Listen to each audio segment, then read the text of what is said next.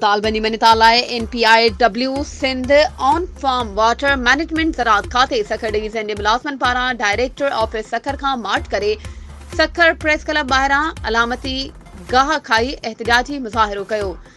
उन मौके ते NPIW लोअर स्टाफ ज़राअत खातो सिंध यूनियन अॻवाननि मुमताज़ पहमर, ग़ुलाम अहमद अबड़ो, तारिक कोसो, अली दोस्त ब्रोही, जलाल मल्हा, मुजीबुर रहमान, अफज़ल मल्हा, रियाज़ अहमद दायो ऐं ॿियनि मुल्ज़िमनि जो चवणु हो त असां सिंध जे मुख़्तलिफ़ ज़िलनि सां तालुक़ रखंदड़ 650 कॉन्ट्रैक्टी नंढा मुलाज़िम गुज़िरियल 17 सालनि खां कमु करे रहिया आहियूं, पर हिन वक़्त ताईं न ई पको कयो वियो आहे ऐं न ई पघारूं वक़्त सिर ॾिनियूं वञनि थियूं।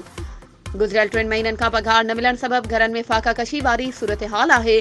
घरनि जी मसवाड़ अदा न करण जे करे घर खां बेघर थी विया आहियूं।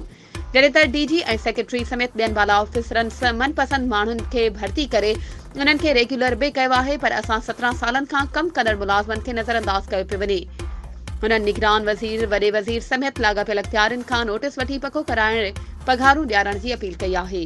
वधीक ख़बरुनि ऐं अपडेट्स जे लाइ असांजे चैनल खे सब्सक्राइब कयो ऐं हा, बेल आइकन खे प्रेस करणु न विसारिजो त जीअं असांजी हर नई अचण वारी वीडियो तव्हां ताईं पहुची सघे।